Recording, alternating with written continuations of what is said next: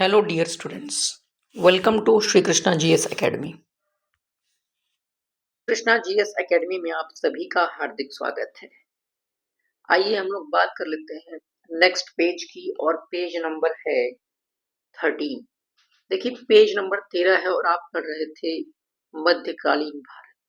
जी हाँ, मध्यकालीन भारत। और कल के लेक्चर में यानी पेज नंबर 12 में हमने देखा कि पेज नंबर 13 को हमने चर्चा किया था। हम लोग पेज नंबर 14 पढ़ेंगे। सॉरी, आज हम लोग पेज नंबर 14 पढ़ेंगे। इस चीज को भी आपको ध्यान रखना है। और कल हम लोगों ने गुलाम वंश के बारे में पढ़ा था। गुलाम वंश, ठीक है। थोड़ा सा मैं आपको एक ओवरव्यू दे देता हूँ गुलाम वंश के बारे में। पहली बात तो आप ये जान लीजिए कि दिल्ली सल्तनत में कौन कौन से वंश थे। दिल्ली सल्तनत में वंश कौन कौन से थे सर? अच्छा, एक तो पहली बात है गुलाम वंश, फिर खिलजी वंश, उसके बाद तुगलक वंश, उसके बाद सैयद वंश, और फिर लास्ट में लोधी वंश। GKTSL, आपको ऐसे भी याद रखना है, GKTSL। ये वंश थे जो है 1 2 3 4 5 वंश। तो अंतिम वंश जो था दिल्ली सल्तनत पर, वो लोधी वंश था। और अगर कोई पूछे कि दिल्ली सल्तनत का प्रथम शासक, तो कुतुबुद्दीन ऐबक, जिसको आपने कल पढ़ा ही, ठीक है। और अंतिम शासक पूछे दिल्ली सल्तनत का, तो कौन है? इब्राहिम लोदी। इब्राहिम लोदी, ठीक है। अगर ये पूछे कि दिल्ली सल्तनत का वह शासक जो युद्ध क्षेत्र में मारा गया, एकमात्र दिल्ली सल्तनत का वह शासक जो युद्ध क्षेत्र में मारा गया, तो इब्राहिम लोदी। अब कैसे मारा गया, किस युद्ध में मारा गया, इसकी चर्चा हम करेंगे लास्ट में, जब हम लोग लोधी वंश पढ़ेंगे तब। पहले आपको मैं बता रहा था गुलाम वंश की चर्चा में, अगर हम कर लेते हैं दोबारा से गुलाम वंश। देखिए भैया, गुलाम वंश जो है, इसमें सबसे इसकी स्थापना किसने की थी? कुतुबुद्दीन ऐबक ने, ठीक है। इसका समय कब से कब तक था? 1206 से लेकर के 1210, ठीक है सर। इसके बाद कौन आया? इसके बाद आया आराम शाह। कुछ महीनों तक ही इसने आराम किया, तो कहानी खत्म इसकी। आराम शाह के बाद कौन आता है? इल्तुतमिश। इल्तुतमिश, ठीक है ना।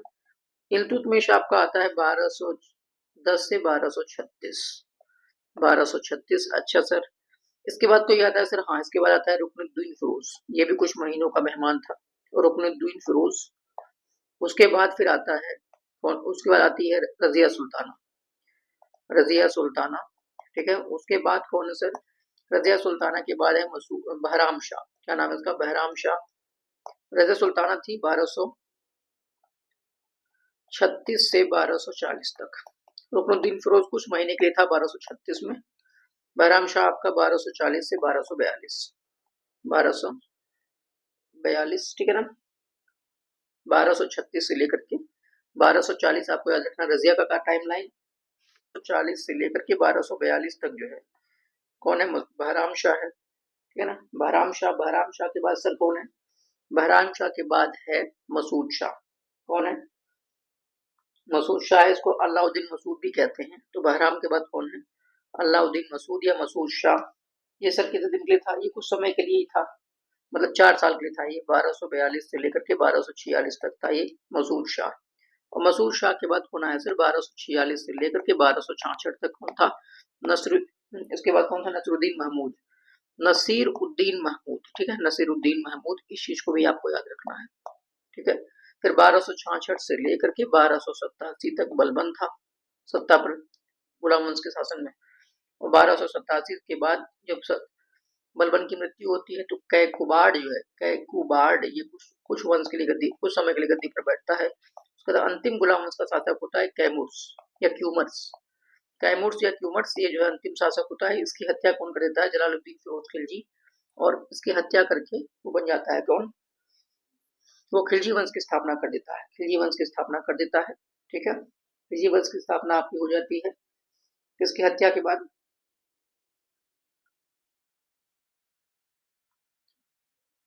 इस तरीके से खिलजी वंश की स्थापना हो गई 1290 में। और अब हम लोग देखते हैं खिलजी वंश के बारे में। देखिए, बाजार नियंत्रण प्रणाली।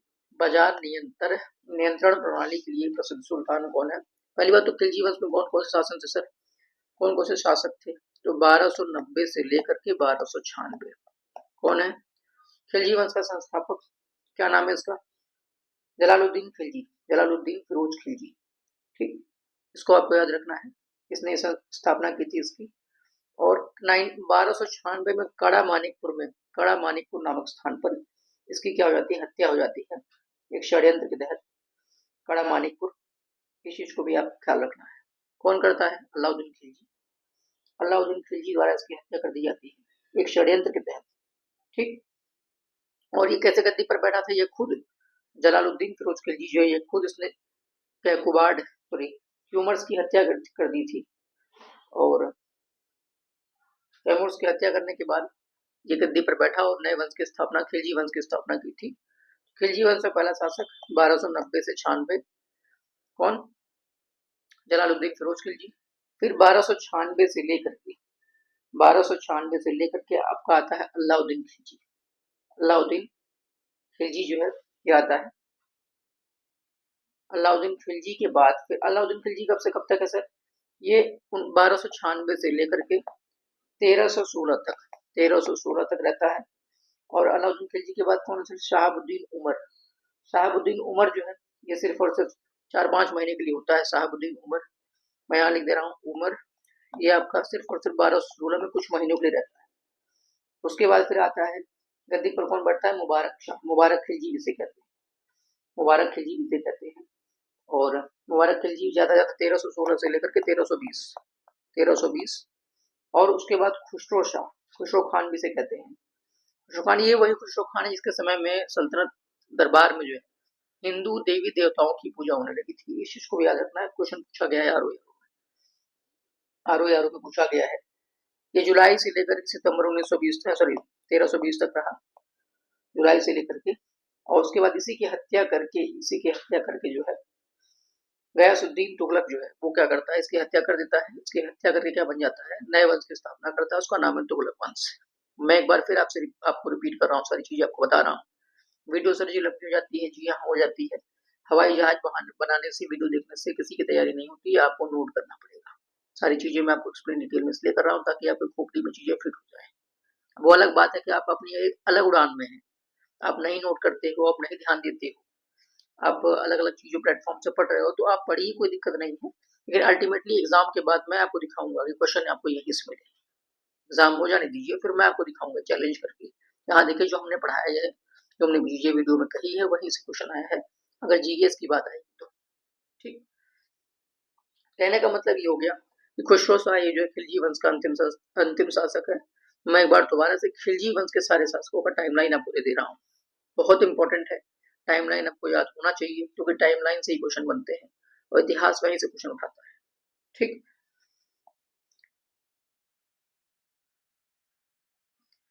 तो चैप्टर 2 खिलजी वंश का संस्थापक जलालुद्दीन फिरोज खिलजी। ठीक है, इसने किसकी हत्या की? कैमूर्स की। कैमूर्स या क्यूमर्स की इसने हत्या कर दी थी। हत्या करके ये क्या बना? खिलजी वंश का संस्थापक बन गया, एक नए वंश की स्थापना करता है, जलालुद्दीन खिलजी वंश। ठीक है, उसके बाद इसकी खुद हत्या हो जाती है। 1290 से लेकर के 1296 तक रहता है शासक। 1296 में कड़ा मानिकपुर में इसकी हत्या हो जाती है। 1296 से लेकर के 1316 कौन है सर? अलाउद्दीन खिलजी। 1316 में ही कुछ समय के लिए, कुछ महीनों के लिए कौन आता है? कुछ महीनों के लिए आपका जो है, आपको याद रखना है सारी टाइमलाइन, ताकि आप जो है मल्टीपल टाइम्स रिवाइज कर सकें और इससे आपको दिमाग में सारी चीजें बैठ जाए। ठीक है, अब शुरू करते हैं इसको।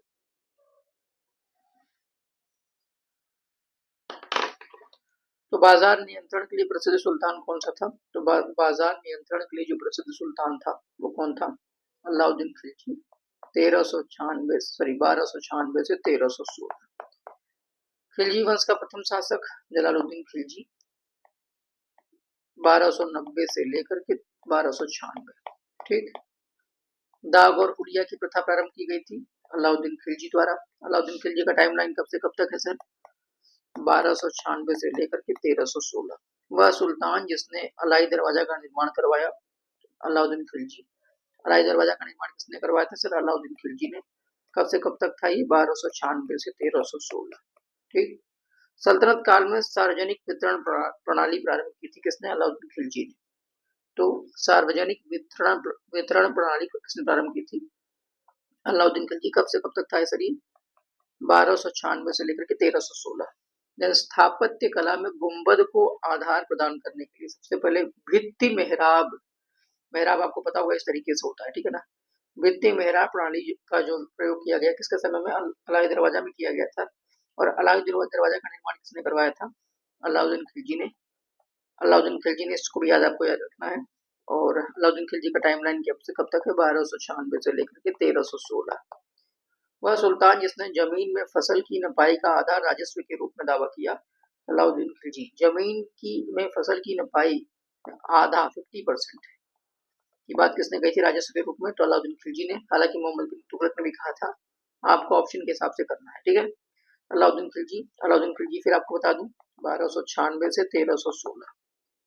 पद्मिनी, रानी पद्मिनी आपको पता होगा, इसके बारे में बता दे रहा हूँ मैं। अलाउद्दीन खिलजी की घटना इससे संबंधित है। पद्मावत, पद्मावत की रचना किसने की थी, पद्मावत की रचना की थी मलिक मोहम्मद जायसी ने। किसने की थी, मलिक मोहम्मद जायसी ने। और ये 1540 के आसपास इन्होंने लिखा था, ठीक है ना। ये कब से कब तक है, 1296 से लेकर के 1316। इनके समय में नहीं लिखा गया, ये लिखा गया है 1540, मतलब जब शेरशाह सूरी का शासनकाल चल रहा था, तब मलिक मोहम्मद जायसी ने पद्मावत की रचना की थी। सर पद्मिनी कौन है, रानी पद्मिनी। ये जो है चित्तौड़ वंश के साथ, चित्तौड़ के जो शासक थे राणा रतन सिंह, उनकी वाइफ थी, राणा रतन सिंह की वाइफ थी। तो ये अपनी इनकी सुंदरता के लिए पूरा, मतलब पूरे एरिया में फेमस थी। और तो अलाउद्दीन खिलजी भी जो है इनकी सुंदरता के प्रति आकर्षित होकर के वो उसने चित्तौड़ पर आक्रमण किया, उससे आकर्षित हो गया था और चित्तौड़ पर आक्रमण किया। लास्ट में क्या होता है, पद्मिनी इनको मिलती नहीं है, वो सब जितनी भी महारानियां वहां की होती है सब जौहर कर लेती है, ठीक है, पद्मिनी रानी। तो ये आपको याद रखना है। तो राणा रतन सिंह की वाइफ थी पद्मिनी। और इनके समय जब ये अटैक अटैक हुआ था, अलाउद्दीन खिलजी ने जब अटैक किया था चित्तौड़गढ़ पे, तो दो इनके सिपाही थे, गोरा बादल, गोरा और बादल जो इन्होंने काफी बहादुरी से लड़ाई लड़ी थी। गोरा और बादल किसके थे, इनके राणा रतन सिंह के सिपाही थे, उन्हीं के सेना में थे गोरा और बादल। पद्मिनी इनकी वाइफ थी राणा रतन सिंह की। और अलाउद्दीन खिलजी ने, ये जो पद्मिनी वाली घटना इनसे जुड़ी हुई है, अलाउद्दीन खिलजी यानी कि 1296 से 1316, 1296 से 1316, इस चीज को आपको याद रखना है। और दूसरी बात यह है कि अलाउद्दीन खिलजी को किसने बताया इनके बारे में, किसने इनके बारे में बताया कि हाँ, मतलब कि पद्मिनी की खूबसूरती इतनी ज्यादा है, रानी पद्मिनी जो है, ठीक है ना। तो आपको इसको भी याद रखना होगा, जो है उनका नाम आपको याद रखना है, राघव चेतन। हालांकि मूवी में भी दिखाया गया है राघव चेतन के बारे में कि इनका अपमान होता है चित्तौड़ में, इसलिए वहां से ये बदला लेने की भावना से पहुंचते हैं कहाँ पर, अलाउद्दीन खिलजी के पास। और सारी सुंदरता का वर्णन जो है पद्मिनी जी के बताते हैं अलाउद्दीन खिलजी को। उसके बाद से ही अलाउद्दीन खिलजी, मतलब कि मन ही मन वो मोहित हो जाता है और सोचता है कि किस तरीके से रानी पद्मिनी को वो अपना बना ले। हालांकि वो हो नहीं पाता। और अलाउद्दीन खिलजी ने जो चित्तौड़ पर आक्रमण कब किया था, 1303 में, 1303 में जो है चित्तौड़ पर आक्रमण हुआ था। चित्तौड़ पर आक्रमण करके किले को अपने कब्जे में ले लिया। और खिजराबाद, खिजराबाद नामक शहर, खिजराबाद नाम परिवर्तन भी कर दिया था चित्तौड़ का, इसको भी याद आपको याद रखना है, खिजर खान के नाम पर, ठीक।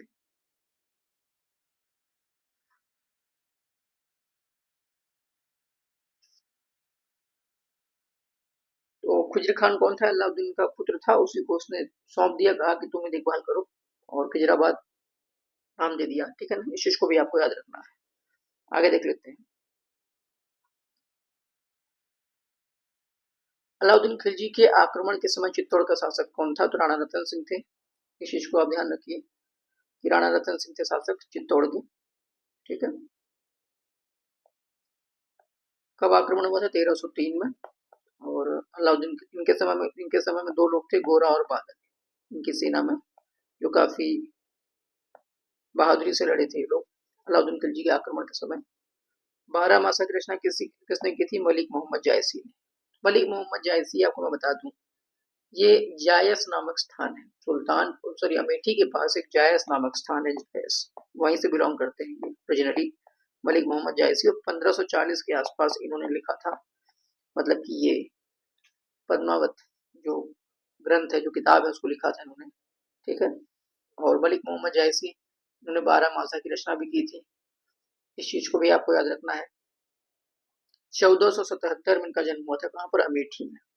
1477 से इनका समय कब तक है, 1477 से लेकर के 1542 तक के बीच में। ठीक, कहाँ, अमेठी में। अमेठी में ही क्या है, जायस नामक स्थान है वहां पर, इसको आपको भूलना नहीं।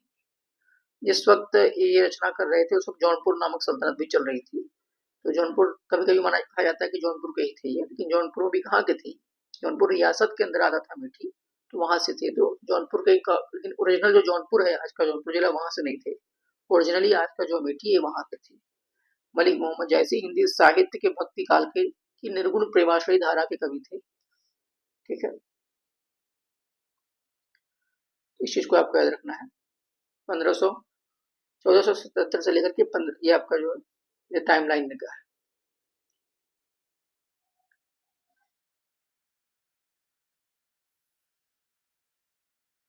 आगे देख लेते हैं, 12 मासा की रचना उन्होंने की थी।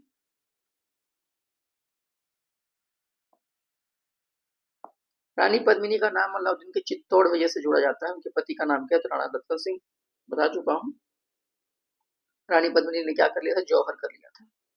अग्नि में मतलब कि कूद करके प्राण त्याग दे देना, वही क्या है, जौहर है। उसमें क्या था कि ताकि जो शत्रु उनके उनके हम चंगुल में नहीं आएंगे, बल्कि खुद अपने ही प्राण त्याग देंगे अग्नि में, मतलब अग्नि में अपने आप को समर्पित करके। ठीक है, तो जौहर करती थी राजस्थान की जो राजकन्याएं थी, वहां की महिलाएं, अपनी आबरू को बचाने के लिए। तो रानी पद्मिनी का नाम अलाउद्दीन के चित्तौड़ विजय से जोड़ा जाता है। चित्तौड़ विजय 1303, चित्तौड़ का अभियान कब था, 1303। और चित्तौड़ आपको बता दूं उसकी का नाम बाद में खिजराबाद हो गया, खिजराबाद। ठीक, अलाउद्दीन खिलजी के प्रसिद्ध सेनापति पतियों में से जिसकी मंगोलों के विरुद्ध लड़ते हुए मृत्यु हुई थी, जफर खान नाम उसका है। मंगोलों की विरुद्ध लड़ते हुए मृत्यु हुई थी जफर खान की। अलाउद्दीन खिलजी द्वारा द्वार समुद्र की विजय के लिए नियुक्त किया गया था किसे, मलिक काफूर को।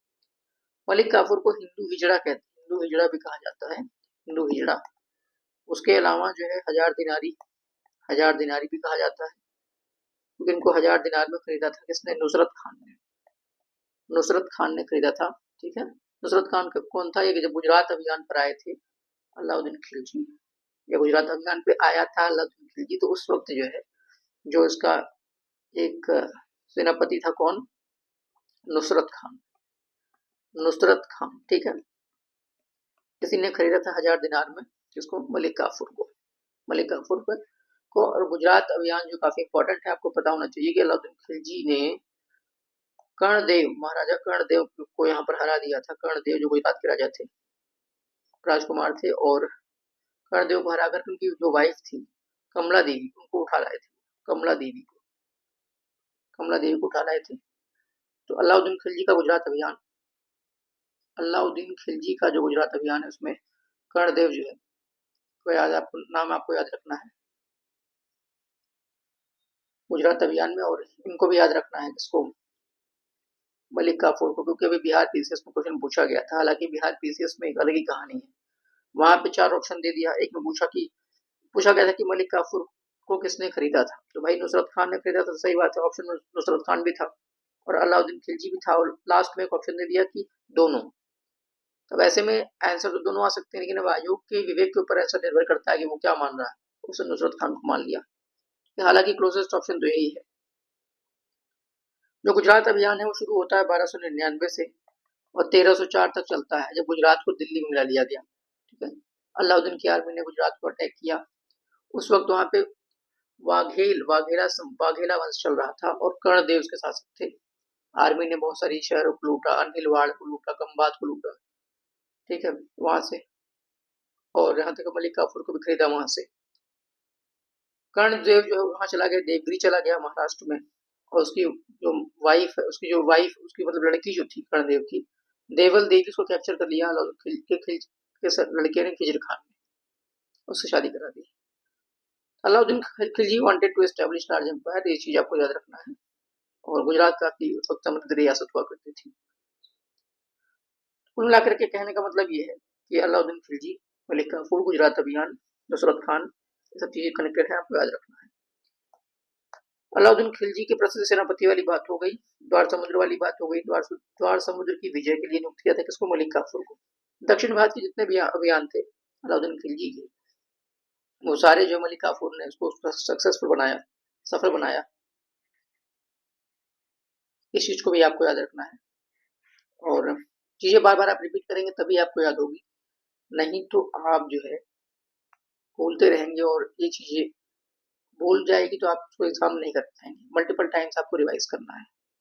1310 में जो है तो मलिक काफूर वो कहाँ पहुंचता है, साउथ इंडिया में, उसमें अटैक आपका द्वार समुद्र वाला करता है। ठीक है, याद रखना है। द्वार समुद्र के शासक कौन थे, होयसल। होयसल यहाँ के शासक थे। तो 1310-11 की बात है, 1310 और 11 की बात है, जब द्वार समुद्र पे आक्रमण होता है और वहां के जो होयसल थे वो हार जाते हैं। कौन था उस वक्त शासक, वीर बल्लाल। वीर बल्लाल, बल्लाल जो है वीर बल्लाल तृतीय, ये था वहां का शासक। इस चीज को भी आपको याद रखना है। और अलाउद्दीन खिलजी के आक्रमण के समय देवगिरी का शासक कौन था, ये पूछा गया कई बार एग्जाम में। रामचंद्र देव देवगिरी का शासक था। यादव देवगिरी के शासक कौन थे, यादव थे, तो रामचंद्र देव। ठीक है, और खुद और मुकदमों को इस हद तक पदावनत कर दिया गया कि उनकी स्त्रियों को मुसलमानों के घरों में काम करना पड़ा। अब सर खुद और मुकदम है क्या, पहले तो आप ये जान लीजिए। खुद और मुकदम, मुकदम से तो प्रश्न पूछा ही गया है।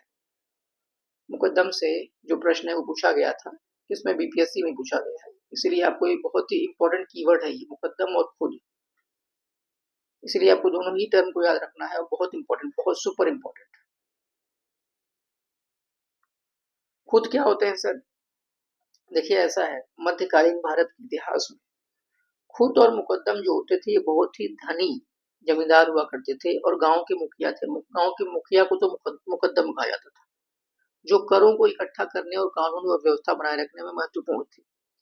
अमीर किसान हुआ करते थे ये लोग, जो वंशानुगत पदों पर थे और सामाजिक पदानुक्रम के शीर्ष पर थे। ठीक है, खुद कौन थे, एक बार अलग से इसको दोनों को डिफ्रेंशिएट कर देता हूँ, दोनों में क्या अंतर है। ये खुद धनी और प्रभावशाली जमींदार थे, जो वंशानुगत पद पर मतलब कि आसीन होते थे। ठीक है, गांव गांव वालों को बहुत ज्यादा ये लोग शोषण करते थे उनका, बहुत समृद्ध हो गए थे, यहाँ तक कि घोड़े की सवारी कर सकते थे, अच्छे कपड़े पहन सकते थे, पान खा सकते थे। ठीक, और बहुत सारे टैक्सेस इनको छूट थी जो है। लेकिन मुकदम कौन थे सर, मुकदम गांव के मुखिया होते थे। ठीक है, मध्यकालीन इतिहास में भारत के गांव का मुखिया क्या कहलाता था, खासकर सल्तनत काल में मुकदम, जो दायित्वों की पूर्ति सुनिश्चित करने के लिए स्थानीय समुदायों को क्या करते थे, संगठित करते थे।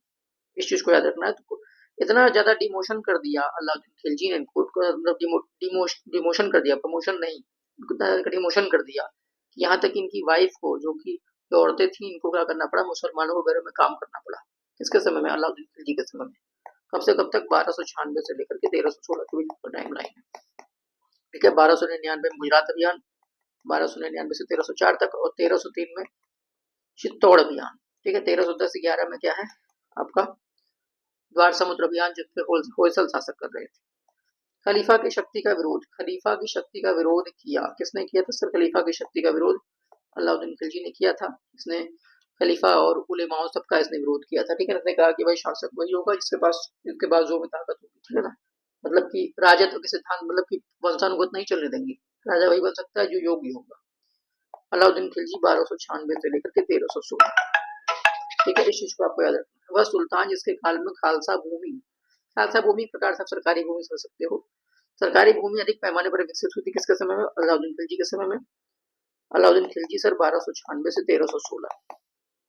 अलाउद्दीन दिल्ली का प्रथम तुर्की सुल्तान था, जिससे धर्म को राज्य के अधीन लाने का और ऐसे घटकों से परिचय करवाने का श्रेय दिया जाता है जो सैद्धांतिक रूप से राज्य को धर्मनिरपेक्ष बनाते हैं। धर्मनिरपेक्ष की अवधारणा शुरुआत में सबसे पहले अगर कोई लाया तो कौन लाया, अलाउद्दीन खिलजी। ऐसा कहते कौन है, एएल श्रीवास्तव। सर ये वही एएल श्रीवास्तव में जो शाहजहां के शासनकाल को भारत में क्या कहते हैं, स्थापत्य कला का स्वर्ण युग कहते हैं, हाँ गोल्डन पीरियड कहते हैं शाहजहां के काल को। ठीक है ना, एएल श्रीवास्तव। एएल श्रीवास्तव की कोई किताब है सर, हाँ बिल्कुल किताब है इनकी, और बहुत इंपॉर्टेंट किताब है इनकी।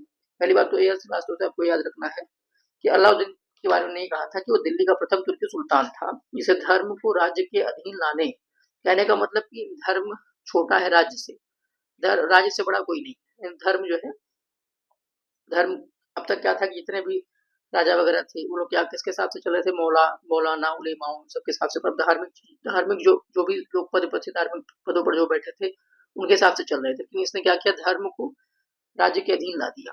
तो धर्म को राज्य के अधीन लाने का और ऐसे घटकों से परिचय कराने का श्रेय दिया है जो सैद्धांतिक रूप से राज्य को धर्मनिरपेक्ष बनाते हैं। ठीक, तो ए एल श्रीवास्तव जो है इन्होंने कहा था, और ए एल श्रीवास्तव ने ही शाहजहां के शासनकाल को भारतीय स्थापत्य कला का स्वर्ण युग कहा था। क्या कहा था, स्वर्ण युग, गोल्डन पीरियड। ठीक है, इस चीज को भी आपको याद रखना है। ए एल श्रीवास्तव बहुत इंपॉर्टेंट इतिहासकार है भारत के। ठीक है, ये इनका नाम पूरा है आशीर्वादी राज श्रीवास्तव, और ए एल श्रीवास्तव उनको शॉर्ट में बोलते हैं। ए एल श्रीवास्तव के बारे में आपको पता होना चाहिए। सीतापुर जिले में इनका जन्म हुआ था, और इनकी किताब में कुछ है, जैसे इसको मैं नाम बता देता हूँ क्योंकि एग्जाम में आ जाता है। एक किताब इनकी है the first two Nawab of Awadh, नवाब जो शुरुआत के दो उनके बारे में किताब लिखी हुई है, first two Nawab of Awadh. उसके बाद मुगल कालीन भारत वाली किताब इन्होंने लिखी है, मुगल कालीन भारत 1526 से लेकर 1803, 1526 से लेकर के 1803, मध्यकालीन भारतीय संस्कृति के बारे में उनकी किताब है। ठीक, कहने का मतलब इनका ज्यादा फोकस कहाँ पर है, मध्यकालीन इतिहास पर। इसलिए अगर मध्यकालीन इतिहास संबंधित कोई भी क्वेश्चन आ जाए, अगर कोई बुक पूछ ले, अगर आपको नहीं आता हो, आप एक लॉजिक लगा करके इनको मैच कर सकते हो मैं तो कॉलम वाले क्वेश्चन में। आगे देख लेते हैं। मोहम्मद बिन तुगलक ने अपनी, तुगलक वंश आ गया सर। सबसे लंबे समय तक शासन करने वाला दिल्ली सल्तनत का वंश कौन सा था, तुगलक वंश। ये कब से शुरू होता है, 1320 से लेकर के। शासक ये आपको बता चुका हूँ। अपनी प्रजा में गंभीरता से भेदभाव और अन्याय को समाप्त करने का प्रयास किसने किया था, मोहम्मद बिन तुगलक ने। तो तुगलक वंश की स्थापना जो, ये देखिए तुगलक वंश की स्थापना हुई 1320 में, और ये 1414 तक चला था। मतलब कि पूरे सल्तनत कालीन काल के इतिहास में सबसे अधिक समय तक शासन करने वाला वंश कौन सा था, तुगलक वंश। इसकी स्थापना किसने की थी, गयासुद्दीन तुगलक ने 1320 में। ठीक, 1320 से लेकर के 1325 तक था ये गयासुद्दीन तुगलक। उसके बाद फिर जो है आपका 1325 से लेकर के 1351 कौन था, मोहम्मद बिन तुगलक। मोहम्मद बिन तुगलक के बाद कौन आता है सर, फिरोज शाह तुगलक, 1351 से लेकर के 1388 तक, 1388 तक ये था। उसके बाद फिर जो है तुगलक खान करके एक शासक आता है, जो सिर्फ एक साल के लिए रहता है। तुगलक खान करके एक शासक आता है, तुगलक खान, जो सिर्फ एक साल के लिए था, 1388 से 1389। तुगलक खान के बाद अबू बकर आता है, अबू बकर, ये जो है 1389 से लेकर के 1390 तक रहता है, 1389 से लेकर 1390 तक। ठीक, और उसके बाद फिर एक मोहम्मद शाह आता है, मोहम्मद शाह नसीरुद्दीन मोहम्मद शाह है, महमूद नहीं, ठीक है ना, मोहम्मद शाह करके आता है। ये भी आपका जो होता है 1390 से लेकर के 1394 तक रहता है। फिर सिकंदर शाह करके आता है 1394 में, कुछ समय के लिए रहता है 1394 में।